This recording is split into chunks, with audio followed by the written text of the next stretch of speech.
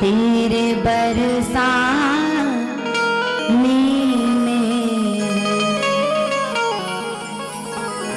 बोल राधा रानी सरकार की जय जय श्री राधे।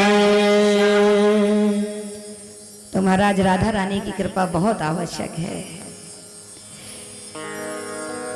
चतुर्थ स्कंद के प्रारंभ में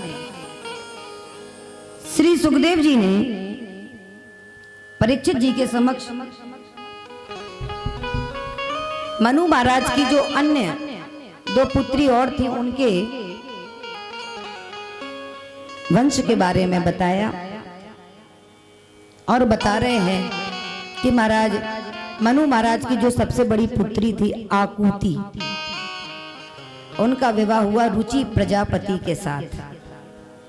उनके यहाँ यज्ञ नारायण भगवान का प्रादुर्भाव हुआ और जो दूसरी कन्या थी देवहूति मैया, आपने उनका वंश सुनी लिया, उनका वंश आगे बढ़ा ही नहीं। भगवान कपिल ही हुए, वो तो गंगा सागर चले गए। और तीसरी कन्या जो तीसरी संतान के रूप में हुई वो है प्रसूति। उनका विवाह हुआ दक्ष प्रजापति के साथ।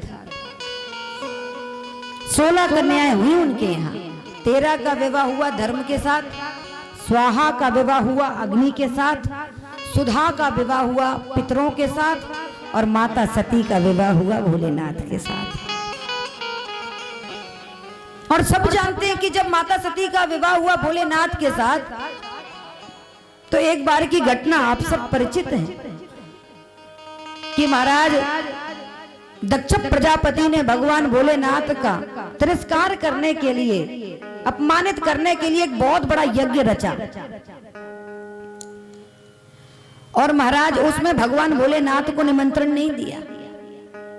समस्त देवता देवांगनाएं जब आकाश मार्ग से जाने लगे तब माता सती ने जब देखा तो भोलेनाथ से कहा कि ये सब कहां जा रहे हैं, सारी बात बताई भोलेनाथ ने। तब महाराज माता सती का हृदय नहीं माना। माता सती कहने लगी मेरे पिताजी ने बुलाया तो जरूर होगा, चिट्ठी पत्री आई होगी, लेकिन वो कहीं अटक गई होगी, मुझे तो जानना है। भोलेनाथ समझाते हैं कि महाराज आवत ही हर से नहीं नैनन नहीं स्नेह। तुलसीदास जी कहते हैं कि तुलसी वहां ना जाइए फिर कंचन बरसे में। और रहीमन धागा प्रेम का, रहीमदास जी ने भी बहुत प्यारी बात कही कि रहीमन धागा प्रेम का मत तोड़ो चटकाए, और टूटे ते फिर ना जुड़े तो जुड़े गांठ पड़ी जाए। जाने में कोई भलाई नहीं है। अब वो जो प्रेम पहले था वो प्रेम अब नहीं है। देखो प्रेम एक बार जब टूटता है तो दोबारा जुड़ तो जाता है, लेकिन जुड़ने के बाद उसमें गांठ तो महसूस होती ही है। यही तो बात है। तो महाराज मना किया भोलेनाथ ने, लेकिन माता सती नहीं मानी। भोलेनाथ ने कहा देवी आप जब मानती ही नहीं है तो कोई बात नहीं है, फिर आपको जाना ही है तो ठीक है।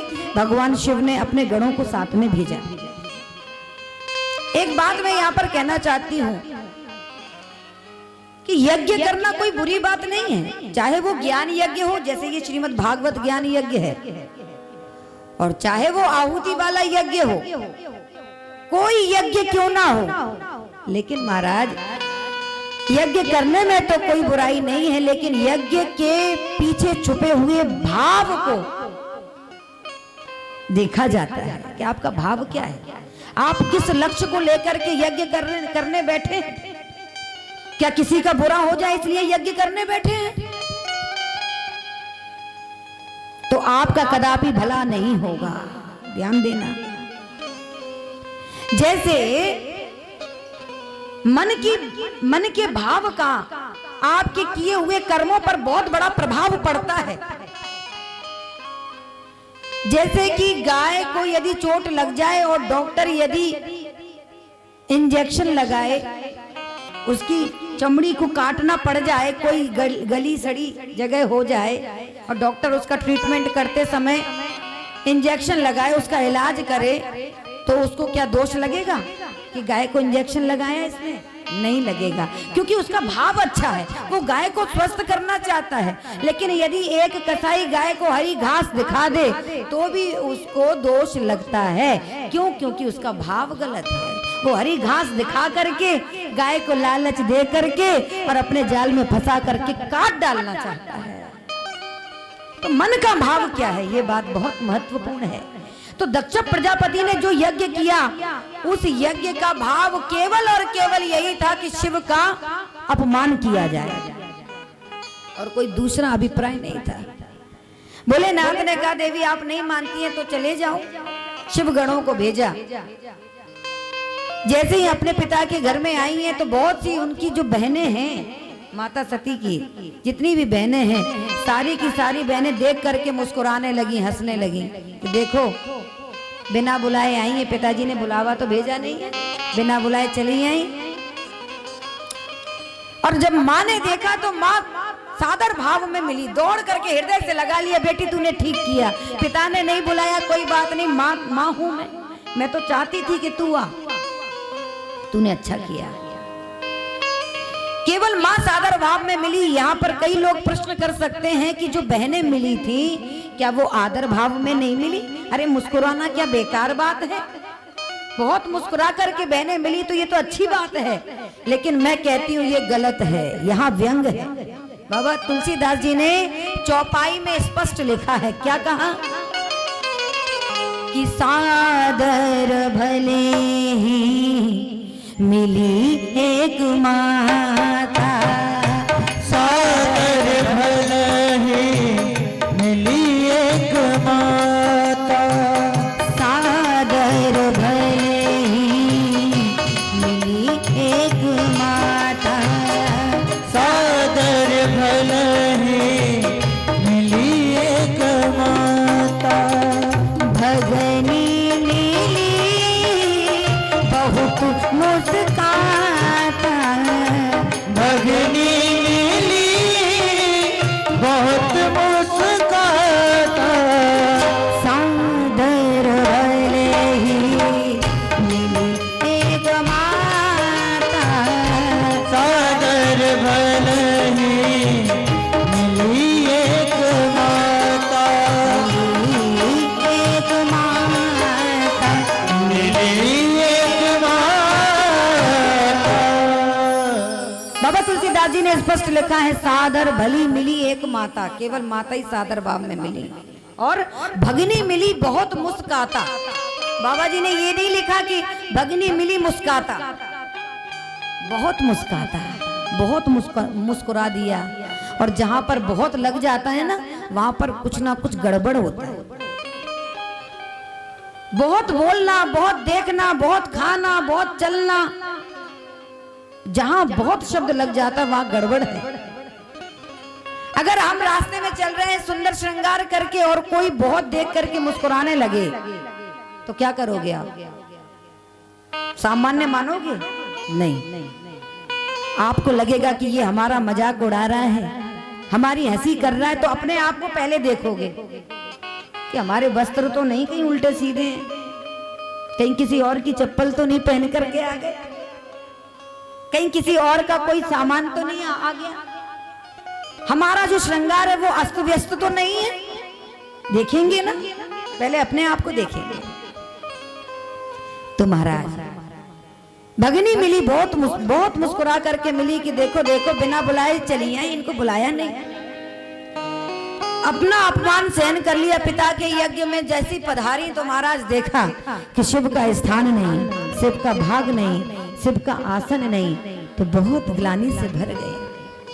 अरे जिस सभा में, जिस यज्ञ में मेरे भोलेनाथ का स्थान नहीं है, भोलेनाथ कल्याण के देवता हैं, और कल्याण का स्थान ही तुमने नहीं दिया, तो तुम्हारे यज्ञ में अब कल्याण होगा कैसे? सभी को दंडित किया जाएगा और मेरे पिता भी भली भांति पछताएंगे। इतना कह करके क्रोध की अग्नि में अपने शरीर को नष्ट कर दिया। हाहाकार मच गया महाराज। और महाराज देवाधिदेव महादेव को जब ये सूचना मिली तो तुरंत क्रोध के मारे सर में से एक जटा उखाड़ करके पट का वीरभद्र प्रकट हो गया और उसने जा करके सारे यज्ञ को ध्वस्त कर दिया, नष्ट कर दिया।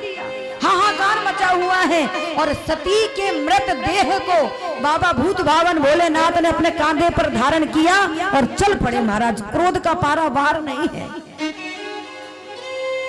अब महाराज क्या किया जाए? समस्त देवताओं ने मिलकर के भगवान नारायण की वंदना की, उपासना की कि क्या किया जाए। तब भगवान नारायण ने देवराज इंद्र के वज्र को मारा है और उस वज्र से सती के शरीर के 51 टुकड़े हुए और वही 51 टुकड़े हो करके भारतवर्ष की इस पवित्र भूमि में वो आकर के गिरे, जिससे कि 51 शक्ति पीठों का निर्माण हो गया। बोल दुर्गा मैया की।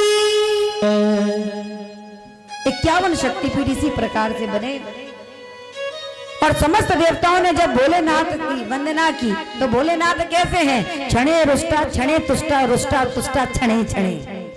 पल में ही प्रसन्न हो जाते हैं और पल में ही क्रोधी हो जाते हैं।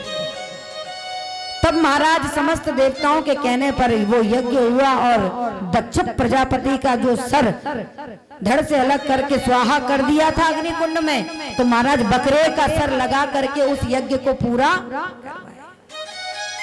इसलिए भगवान भोलेनाथ के मंदिर में जब हम जाते हैं ना, तो कई लोगों को आपने देखा होगा ऐसे गाल बजाते हैं, देखा है? कई लोग ऐसे हू करते हैं, कई लोग गाल बजाते हैं।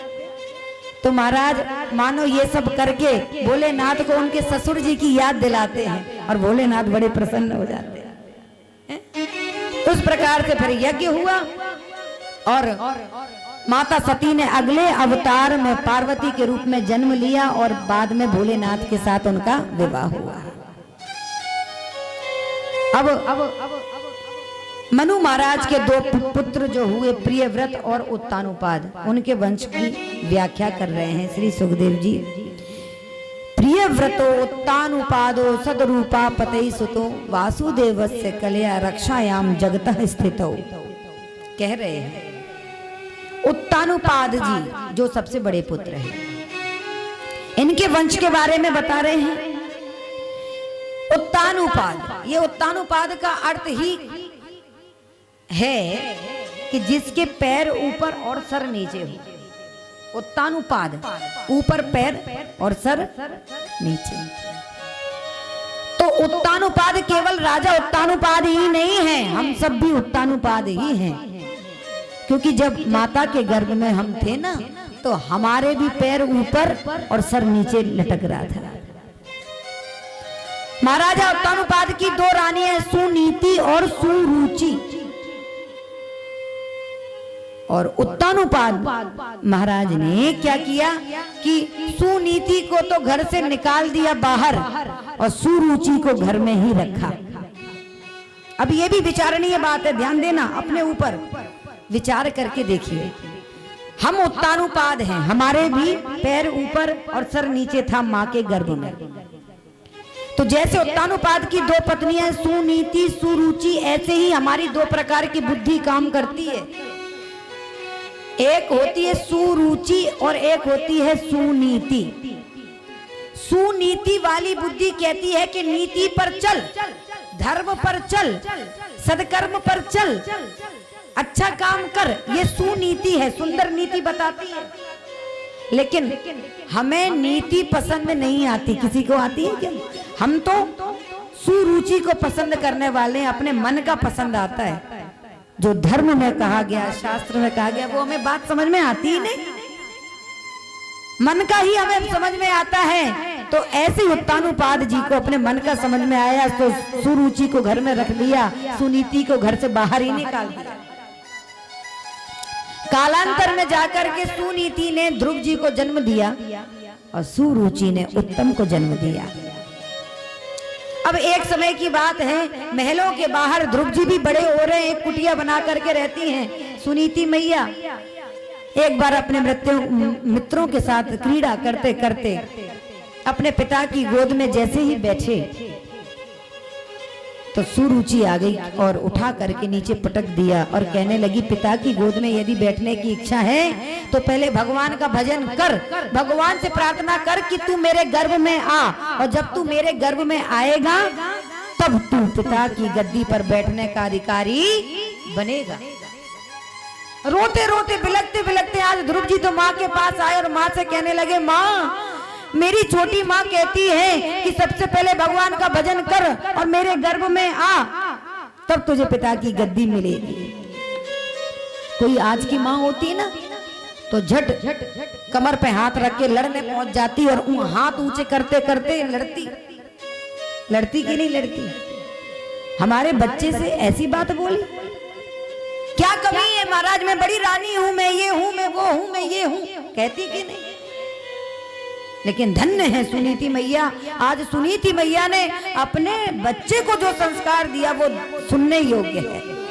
वो कहती हैं, बेटा तुम्हारी माँ ने, तुम्हारी छोटी माँ ने जो तुमको मार्ग बताया है वही उत्तम है।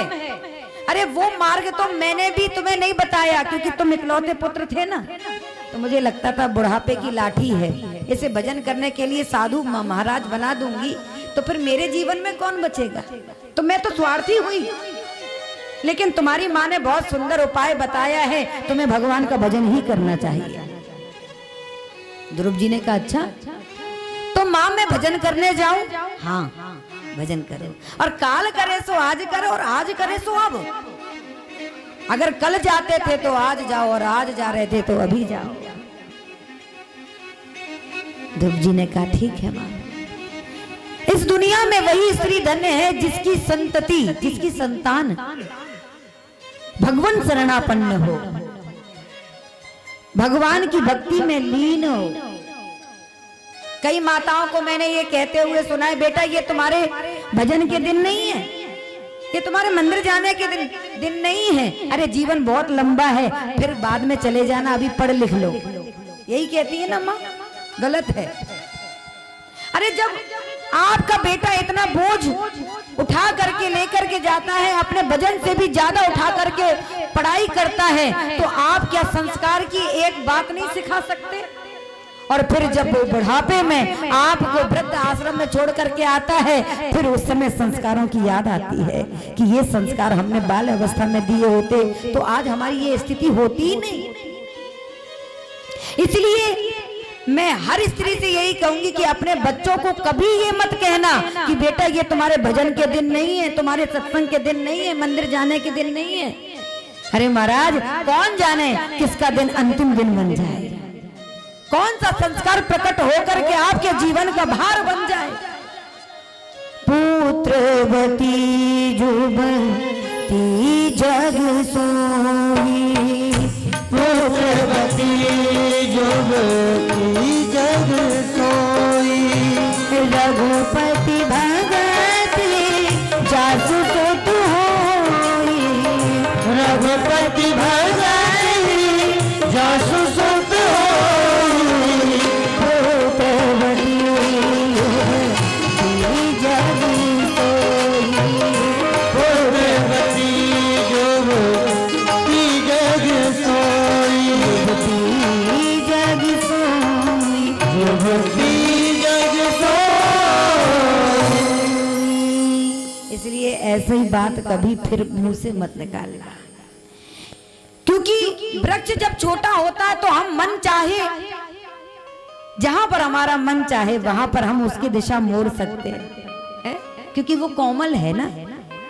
और जब वही वृक्ष बढ़ करके ठोस हो जाता है, बड़ा हो जाता है, पक जाता है, तो फिर हम यदि उसको मोड़ने का फिर प्रयास करें तो वृक्ष ही टूट जाएगा, डाली टूट जाएगी। इसलिए इस बात का स्मरण हमेशा रखना। तो ध्रुव जी आज चल पड़े हो, और महाराज जैसे ही आगे बढ़े तो नारद जी से भेंट हुई। नारद जी को देख करके, संत को देख करके प्रणाम किया। ध्रुव जी जानते नहीं है कि ये कौन है, लेकिन संत के रूप में देखा तो प्रणाम किया। नारद जी प्रसन्न हुए कि देखो संत को देख करके प्रणाम करना जानता है, यानी कि इसके घर में ऐसे संस्कार इसको मिले हैं। अगर ये संस्कार नहीं होते तो प्रणाम कैसे, क्या खाक करता? संत को देख करके प्रणाम कर रहा है, यानी कि इसकी पहली सीढ़ी दृढ़ है। नारद जी ने प्रश्न किया, बेटा किसके पुत्र हो, कहां जा रहे हो? परिचय दिया, मैं महाराजा उत्तानुपाद का पुत्र हूं, भगवान का भजन करने के लिए वन में जा रहा हूं। नारद जी ने कहा, वन में तो शेर चीता भालू रहते हैं, तुम्हें खा जाएंगे महाराज, भजन कहां होगा वहां। ध्रुव जी ने कहा मेरी माँ कहती है कि सृष्टि के कण कण में परमात्मा का निवास है, मुझ में भी है तो शेर में भी है, और जब दोनों में ही है तो फिर वो शेर वाले परमात्मा मेरे भीतर बैठे हुए परमात्मा का क्या बिगाड़ेंगे। अच्छा, दूसरी सीढ़ी भी दृढ़ है। नारद जी ने विचार किया, फिर पूछा बेटा एक बात बताओ, अगर वन में भूख लगेगी तो क्या करोगे? घर में तो तुम्हारी माँ तुम्हें गोद में बैठ करके न जाने कितनी बार भोजन देती थी, अपने हाथ से पवाती थी, वन में यदि भूख लगेगी तो क्या करोगे? ध्रुव जी कहते मेरी माँ ने मुझे सिखाया है कि जब दांत न थे तब दूध दियो, और जब दांत दिए तो कचौर भी दे।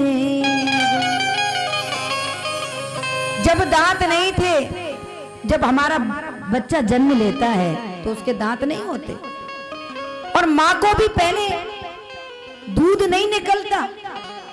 और भगवान की व्यवस्था देखिए आप कि जैसे ही बालक का जन्म होता है तो जन्म होते ही माँ के स्तनों से दुग्ध की धार बहने लगती है। ये व्यवस्था ही तो है। और महाराज जब वो दूध पीते पीते थोड़ा उसकी जठराग्नि प्रबल हो जाती है तो भगवान दूध की सप्लाई बंद कर देगा। अब कोई जरूरत नहीं है ऐसे, तो अब दूध के दांत ले ले और थोड़ा खाना पीना सीख, और फिर वो थोड़ा थोड़ा खाता है। और जब उसकी जठराग्नि उससे भी और प्रबल हो जाती है तो भगवान कहते हैं हमारे दूध वाले दांत भी वापस कर, अब ये मजबूत वाले ले। और तेरी जठराग्नि ज्यादा प्रबल हो गई ना, अब तो तुझे चने भी चबाने की आवश्यकता पड़ेगी तो तू चबा सके, ऐसे मजबूत दांत परमात्मा हमें प्रदान कर देते हैं। और महाराज जीवन भर फिर हम खाते पीते आनंद के साथ व्यतीत करते हैं, और महाराज जब बुढ़ापा आता है तो भगवान कहते हैं अब हमारे मजबूत दांत वापस कर, क्योंकि अब भजन कर। ज्यादा खाएगा पिएगा तो पेट गड़बड़ हो जाएगा, भजन में मन नहीं लगेगा, आलस आएगा।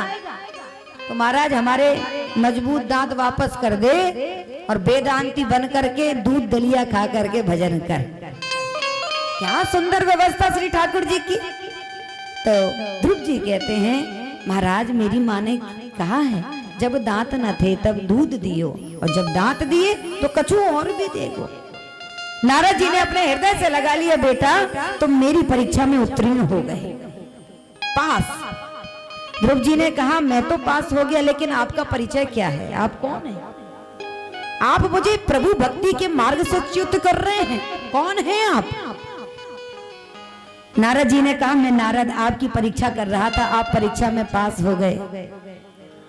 ध्रुव जी ने कहा मेरी माँ कहती है नारदो देव दर्शन, नारद जी का दर्शन जिस किसी को हो जाता है उससे फिर परमात्मा प्राप्त हो ही जाते हैं। नारद जी ने कहा अवश्य, और नारद जी ने कान में 12 अक्षर महामंत्र दिया, ओम नमो भगवते वासुदेवाय। ये भागवत का 12 अक्षर महामंत्र है। और कहा कि वृंदावन में जाकर के यमुना स्नान करके मधुवन में भगवान का भजन कर बेटा, शीघ्र अतिशीघ्र परमात्मा की कृपा तुझे प्राप्त होगी। मेरा आशीर्वाद, संत का आशीर्वाद मिल गया।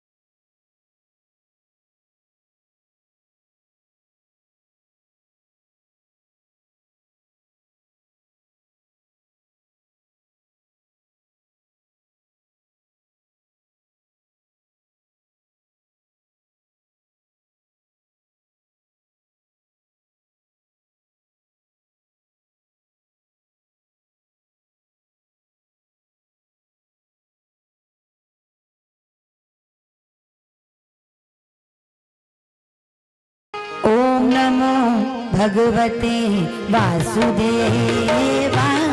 ओम नमो भगवते वासुदेवाय ओम नमो भगवते वासुदेवाय ओम नमो भगवते वासुदेवाय वासुदेवाय मेरो नंद नंदनाय वासुदेवाय मेरो नंद नंदनाय वासुदेवाय गोपी जन वल्लभाय वासुदेवाय गोपी जन वल्लभाय ओम नमो भगवते वासुदेवाय ओम नमो भगवते वासुदेवाय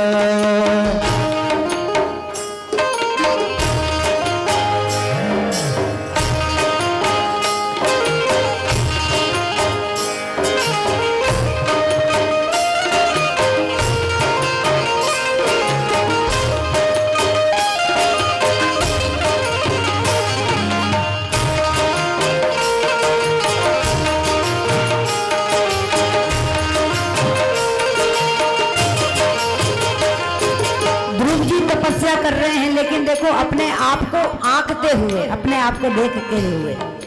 ऐसा नहीं कि ऐसा उपवास किया कि सीधे हॉस्पिटल में भर्ती होना पड़ा, ऐसा नहीं किया। अपने शरीर की क्षमता देख रहे हैं। 3 दिन तक कुछ नहीं लेते, प्रारंभ में प्रथम मास में 3 दिन तक कुछ नहीं लिया, और तीसरे दिन संध्या के समय टपके हुए फलों को ग्रहण कर रहे हैं। त्रिरात्रांते कपित्य बदरासना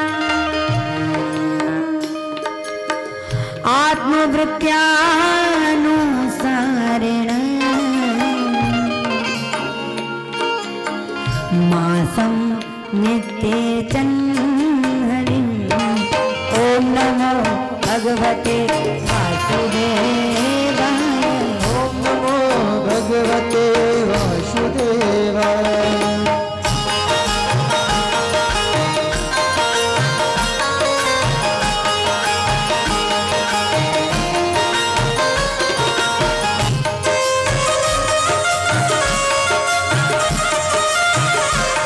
ये भागवत का सबसे बड़ा और महत्वपूर्ण 12 अक्षर मंत्र है, इसलिए सभी लोग बड़े भाव से गाएं।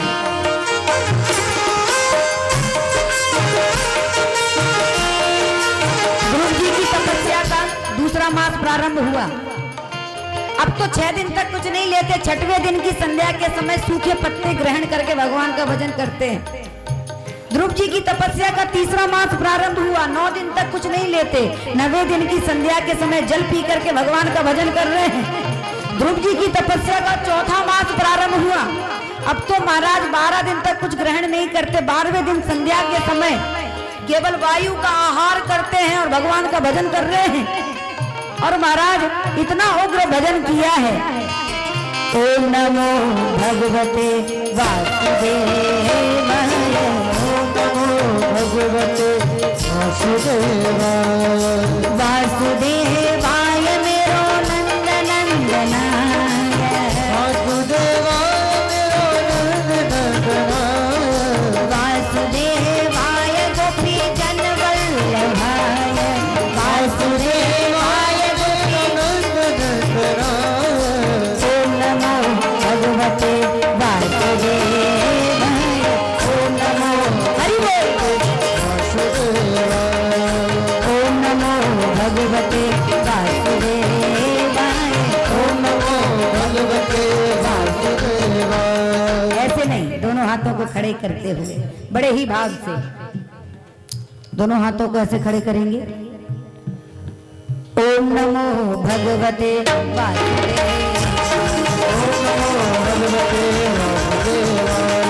वासुदेवाय मेरो नंद नंदनाय वासुदेवाय वासुदेवाय गोपी जन वल्लभाय ओम नमो भगवते वासुदेवाय ओम नमो भगवते वासुदेवाय वासुदेवाय वासुदेवाय वासुदेवाय वासुदेवाय वासुदेवाय वासुदेवाय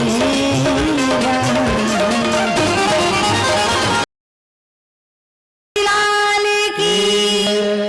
और महाराज इतनी उग्र तपस्या करी है ध्रुव जी ने महाराज, भगवान को तुरंत ही देवताओं के कहने पर ध्रुव जी का दर्शन करने के लिए आना पड़ा। ध्रुव जी को दर्शन देने के लिए नहीं, ध्रुव जी का दर्शन करने के लिए भगवान को पधारना पड़ा। और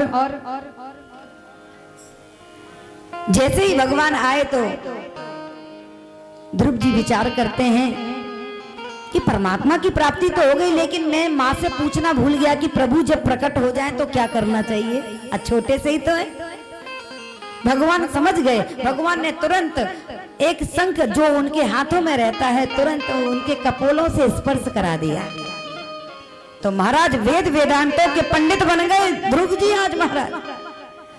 और जो 12 अक्षर मंत्र उनको नारद जी के द्वारा मिले थे, ओम नमो भगवते वासुदेवाय, एक एक अक्षर से भगवान की दिव्य स्तुति करी है 12 श्लोकों में।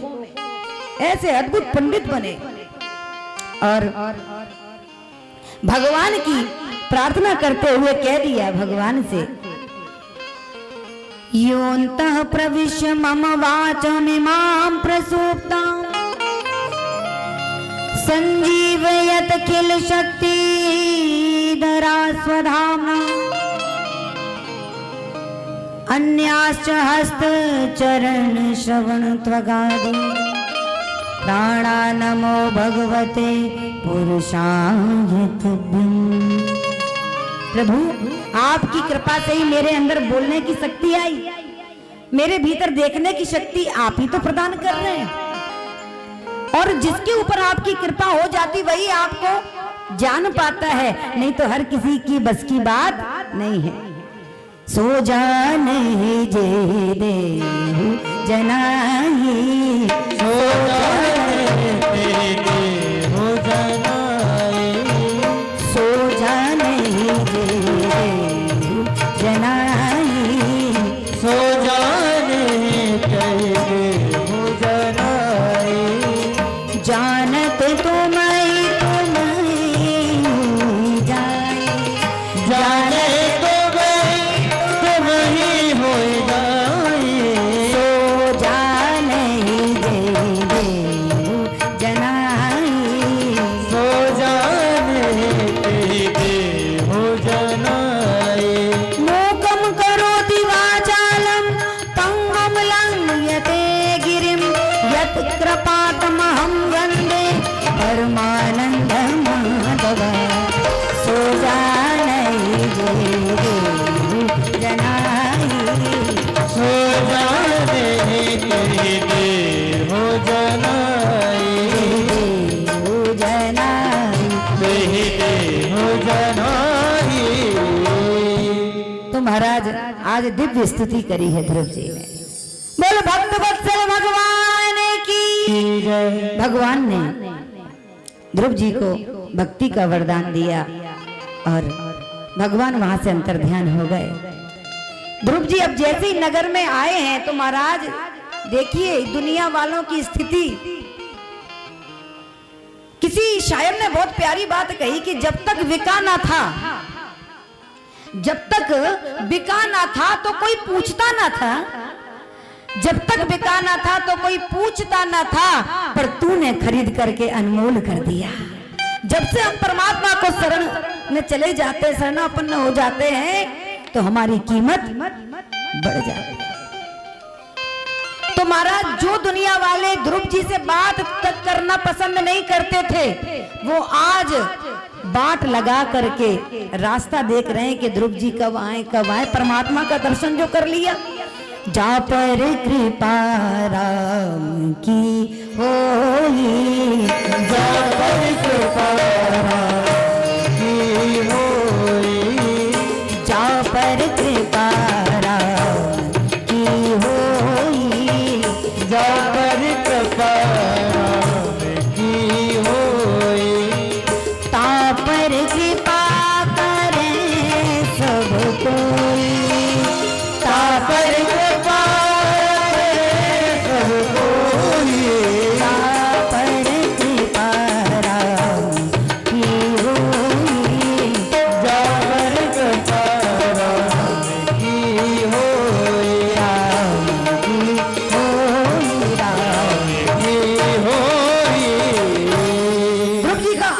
स्वागत हुआ है। और जिस सौतेली माँ ने उनको गद्दी से उतार दिया था ना, सबसे पहले ध्रुव जी ने उनको ही प्रणाम किया। माँ, अगर आपने दुर्वचन नहीं कहे होते तो मैं परमात्मा की प्राप्ति भी नहीं कर पाता। धन्य है आपको, मेरा प्रणाम है। पिता को प्रणाम किया, माँ को प्रणाम किया। और महाराज 36,000 वर्षों तक राज्य करके ध्रुव जी अंत में मृत्यु के सर पर पैर रख करके भगवान के परम पद की प्राप्ति कर गए। मृत्युर्मूर्धनम पद दत्वा आरुरोहाद भूतम ग्रहम। आया है सो जाएगा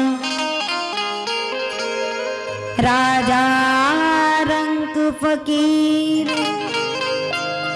कोई सिंहासन चढ़ चला तो कोई बंधा जंजीर। ध्रुव जी भगवान के परम पद की प्राप्ति कर गए। और महाराज इनके प्रतापी वंश में आगे चल करके उत्कल हुए, वत्सर हुए, महाराजा अंग हुए, अंग के वैन हुए, जिन्होंने संतों का इतना अपराध कर डाला कि महाराज संतों से श्रापित होने के बाद उनके प्राण ही चले गए। तब संतों ने उनके शरीर का मंथन किया तो महाराज निषाद जाति की उत्पत्ति हुई। फिर पृथु महाराज जी का प्रादुर्भाव हुआ।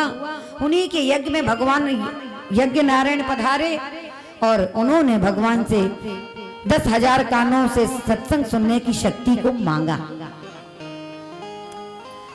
इसी प्रतापी वंश में आगे जाकर के राजा विजिताश्व हुए, हविर्धान हुए और फिर प्राचीन बरही हुए, जिनको नारद जी का बहुत सुंदर सत्संग प्राप्त हुआ। और ये सारी की सारी कथा विदुर जी मैत्रेय जी के चरणों में बैठ करके सुन रहे थे। और इतनी कथा सुनने के बाद विदुर जी ने मैत्रेय जी को प्रणाम किया और वे वहां से प्रस्थान कर गए। बोल भक्त वत्सल भगवान की जय। पंचम स्कंद के प्रारंभ में प्रियव्रत महाराज का वंश का वर्णन आया, जो मनु महाराज के छोटे पुत्र हैं। प्रियव्रत यानी अर्थ क्या है? प्रिय यानी अच्छा, व्रत यानी संकल्प। व्रत मतलब वो मत समझ लेना फलाहार वाला। फलाहार में तो हम महाराज रोज की अपेक्षा ज्यादा ही पा जाते हैं। रोज तो महाराज रिफाइंड का या ऑयल का खा भी लेते हैं, तेल का खा भी लेते हैं, लेकिन फलाहार वाले दिन तो घी का ही चलता है महाराज। काहे का फलाहार? लेकिन यहाँ पर प्रिय व्रत, इसका अर्थ समझिए आप क्या है। इसका मतलब उस फलाहार से नहीं है। व्रत का मतलब है संकल्प। आपके जीवन में संकल्प हो तो वो व्रत है। जरूरी नहीं है कि आप एकादशी की प्रतीक्षा करें, जरूरी नहीं है कि आप कार्तिक की प्रतीक्षा करें। आप अपने जीवन में सुंदर संकल्प धारण करो तो वो व्रत है। जैसे कि अब मैं झूठ नहीं बोलूंगा, क्या ऐसा कोई कर सकता है? अरे महाराज, जिस दिन व्रत हो उस दिन एक दिन भी अगर आप ये संकल्प करके बैठ जाओ तो बहुत मुश्किल हो जाएगी। अब मैं, कोई यदि शराबी है तो वो ये कहे कि अब मैं शराब नहीं पीऊंगा। अरे महाराज, एक जगह तो इतनी विचित्रता मैंने देखी कि एक व्यक्ति कह रहा था, दीदी हमने व्रत किया है, हमने ये व्रत किया है कि हम शराब नहीं पिएंगे।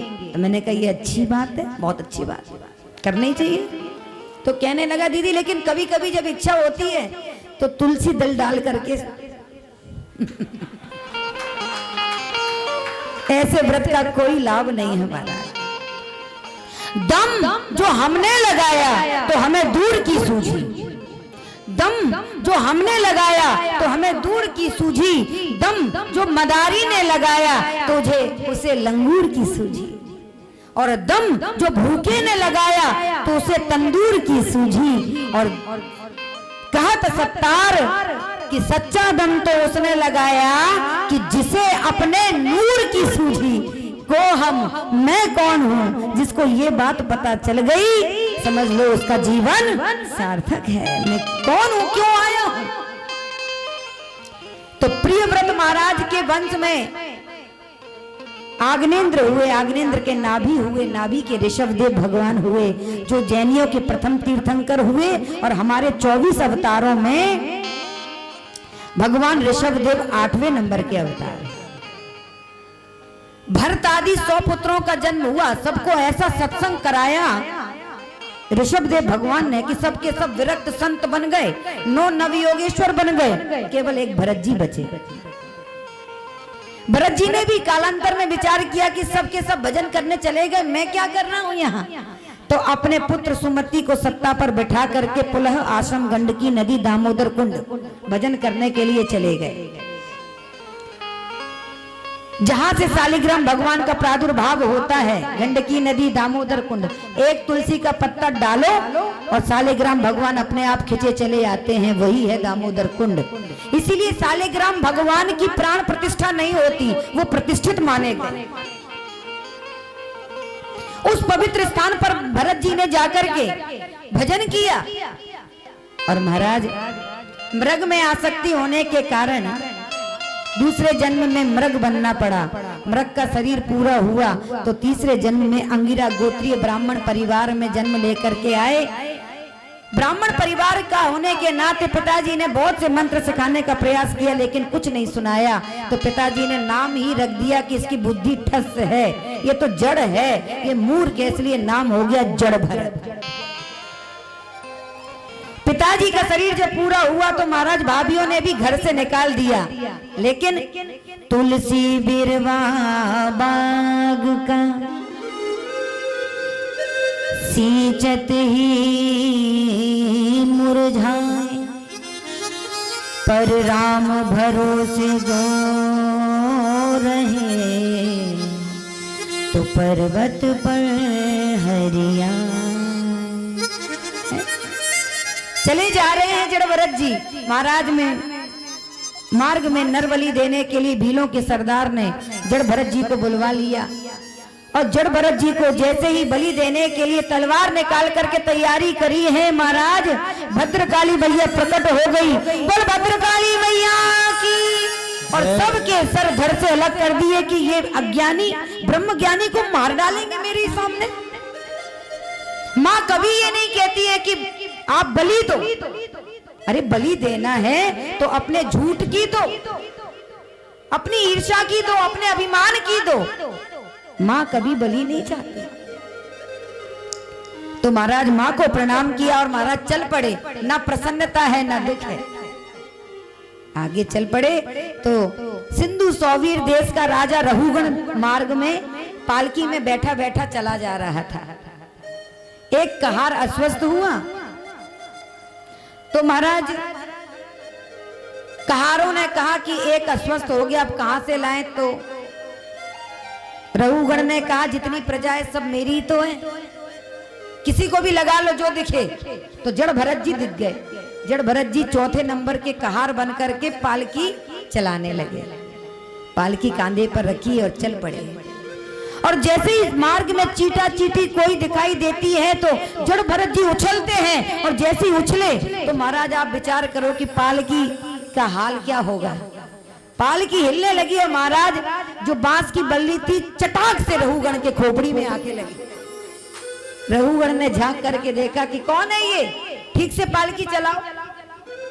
कहारों ने कहा महाराज ये मोटा बाबा गड़बड़ कर रहा है, हम तो परिश्रम से चला रहे हैं, ये बाबा अभी लगा है। रहुगण ने जैसे झांक करके देखा तो उसने कहा ओहो, अरे ये श्रीमान जी तो बहुत देर से पालकी जोत रहे हैं और आप सब तो अभी अभी लगे हो ना। व्यंग करने लगा, ठीक से पालकी चलाओ नहीं तो दंड दूंगा। फिर पालकी चली, फिर कोई चीटा चीटी दिखाई दी, फिर उछले, फिर बांस की बल्ली खोपड़ी में लगी, फिर क्रोधित हुआ, फिर छाका। उसने कहा कि अब की बार मैं दंड दे दूंगा। तो महाराज आज जड़ भरत जी बोल पड़े। कभी ना बोलने वाला संत आज बोला। क्यों बोला? इसलिए बोला क्योंकि संत ने जिसका भार कांधे पर रख लिया हो वो अल्पज्ञ हो जाए, वो पतित हो जाए, नरक की यातना भोगे। तो महाराज जड़ भरत जी को बोलना पड़ा। जड़ भरत जी ने कहा महाराज आपने कहा कि परिश्रम होता है ज्यादा, ठीक से पालकी चलाओ, तो परिश्रम किसको होगा? मैं शरीर नहीं हूं, मैं तो आत्मा हूं। अरे जब मैं धरती पर चल ही नहीं रहा हूं तो परिश्रम किस बात का? परिश्रम तो उसे होगा जो धरती पर चलेगा। मोटा होना पतला होना ये शरीर का धर्म है, मैं शरीर नहीं हूं, मैं बुद्धि भी नहीं हूं, मैं मन भी नहीं हूं, मैं तो आत्मा हूं। और राजन आपने कहा कि आप मेरी चिकित्सा करोगे, लेकिन मेरे प्रश्न का उत्तर दो कि आप गेहूं को पीस करके आटा बनाओगे, आटे को पीस करके मैदा बनाओगे, पर मैदे को पीस करके फिर क्या बनाओगे? फूलों को निचोड़ करके रस निकालोगे, रस को निचोड़ करके इत्र बनाओगे, परंतु इत्र को निचोड़ करके कुछ और बनाओगे। तो ये बोझ किसको होगा राजन? आप ही बताओ। अब तो महाराज रघुगण समझ गया कुछ ना कुछ गड़बड़ है। जो ध्यान से देखा तो यज्ञोपवीत दिखाई दिया। तुरंत अपने पालकी से कूदा और महाराज प्रणाम करता हुआ क्षमा मांगने लगा। महाराज मैं ब्राह्मणों से बड़ा डरता हूं, क्योंकि ब्राह्मणों में वो सामर्थ्य है कि वो श्राप दे दें तो महाराज कहीं कल्याण नहीं है। मैं किसी और से डरता नहीं हूं महाराज। आपको देख करके लग रहा है कि आप कोई ब्राह्मण है। आपने अभी बहुत ऊंची बात कही, थोड़ा नीचे सीढ़ी से आकर के बोलो। आपने कहा कि आपको परिश्रम नहीं हुआ, लेकिन मेरा प्रश्न ये है कि जब इंद्रियों का संबंध मन से है, मन का बुद्धि से है और बुद्धि का फिर धीरे धीरे आत्मा से है, तो जब ये संबंध एक दूसरे से जुड़े हुए हैं तो फिर शरीर से किए जाने वाले कार्य को आत्मा क्यों नहीं भोगेगी? जैसे हमने एक चूल्हा जलाया, उसमें अग्नि जला दी, एक बर्तन रखा, जल भर दिया, चावल डाल दिए, तो अग्नि के जलने से बर्तन गर्म हुआ, बर्तन के गर्म होने से जल गर्म हुआ, जल के गर्म होने से चावल गर्म होने लगे और धीरे धीरे पक गए, भात बन गए। तो महाराज आपने अभी अभी कहा कि आप आत्मा नहीं हैं, इन सब का विकार आपकी आत्मा को ठेस नहीं पहुंचाता, ये कैसे कहोगे आप? तो महाराज जड़ भरत जी कहने लगे, राजन तुम सत्संग करते हो ना, इसलिए बातें तो बड़ी बड़ी करनी आ गई हैं, लेकिन हो मूर्ख। ये जितने भी उदाहरण आपने बताए हैं ना, ये सब सावयव हैं, इनको आप छू सकते हो, देख सकते हो, महसूस कर सकते हो, लेकिन क्या आत्मा को देख सकते हो? आत्मा को छू सकते हो? ये निरावयव है, और निरावयव तत्व को आप सावयव तत्व के ऊपर क्यों घटा रहे हैं? और आप तो एक देश के राजा हैं, मैं तो चक्रवर्ती सम्राट था, लेकिन बिना सत्संग के कहीं ठौर नहीं है। सुंदर भवाटवी का वर्णन किया और जड़ भरत जी ने सुंदर उपदेश रघुगण को दिया, उनकी बुद्धि सुधर गई। हमारा ये जो देश है ना, इसका नाम है भारतवर्ष, इन्हीं के नाम पर भारतवर्ष पड़ा। 3 भरत हुए हमारे भारतवर्ष में, दुष्यंत और शकुंतला के पुत्र भरत, केकई नंदन भरत और भागवत के जड़ भरत। और ये जो देश है ये कर्म प्रधान है। बाबा तुलसीदास जी कहते हैं ना, कर्म प्रधान विश्व रचि राखा, कर्म प्रधान विश्व रचि राखा, कर्म प्रधान विश्व रचि राखा, कर्म प्रधान विश्व रचि राखा, जो जस करे तो तस फल जाता, जो जस करे तो तस फल जाना, कर्म प्रधान विश्व रचि राखा, कर्म प्रधान विश्व रचि राखा।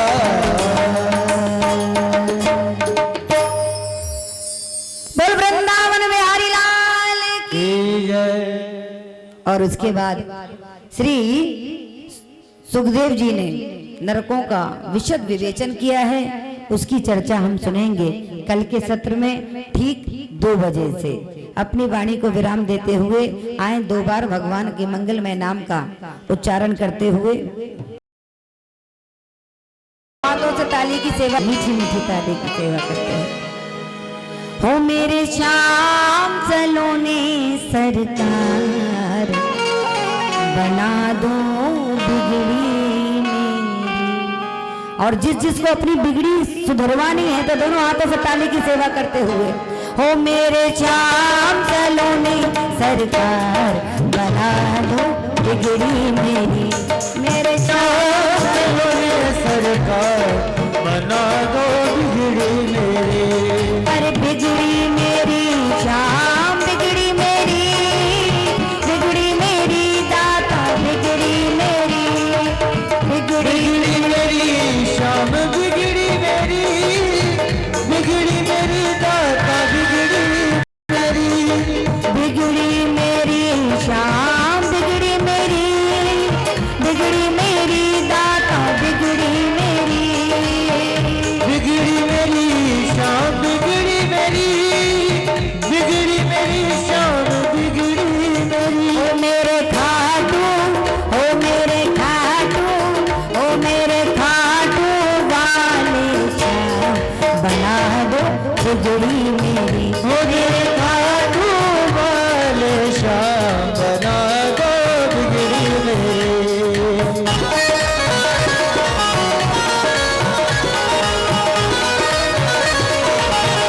हरि हरि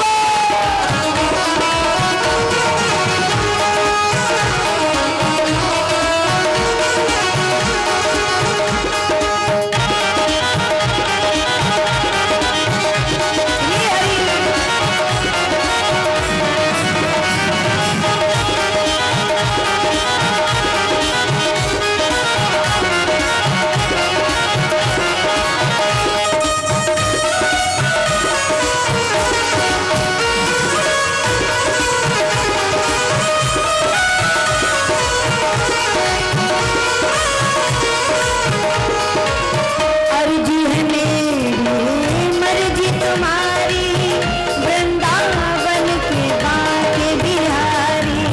अर्जी है मेरी, मर्जी तुम्हारी, वृंदावन के बाके बिहारी। ओ वृंदावन के बाके बिहारी, हो वृंदावन के बाके बिहारी। मेरे जीवन, ओ मेरे जीवन, ओ मेरे जीवन के आधार, बना दो बिगड़ी मेरी। ओ मेरे जीवन के आधार, बना दो बिगड़ी मेरी। मेरे श्याम सलोने सरकार, बना दो बिगड़ी मेरी। मेरे श्याम सलोने सरकार, बना दो बिगड़ी मेरी।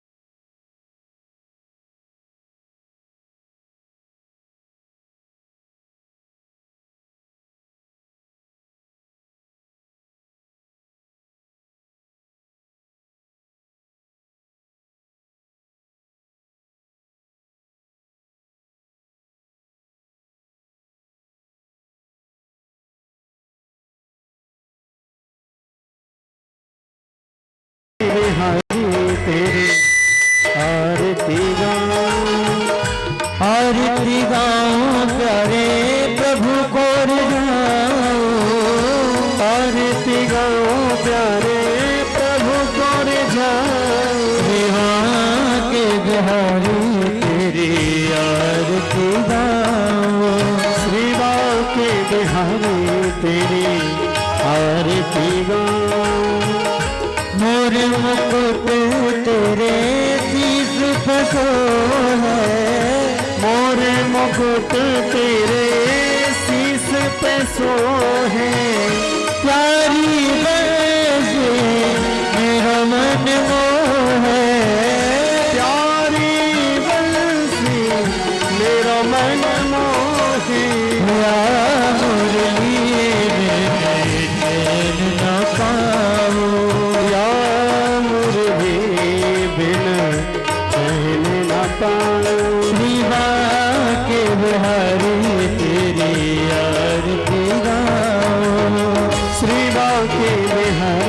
तेरी आरती गाऊं।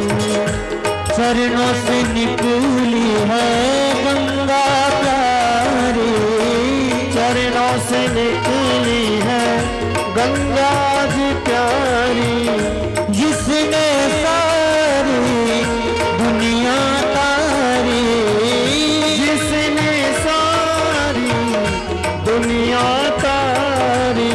उन्हें चरणों में दर्शन पाओ, के बिहारी तेरी आरती गाऊं। दास अनाथ के नाथ आप हो, दास अनाथ के नाथ आप हो, सुख दुख जीवन साथ आप हो, सुख दुख जीवन साथ आप हो।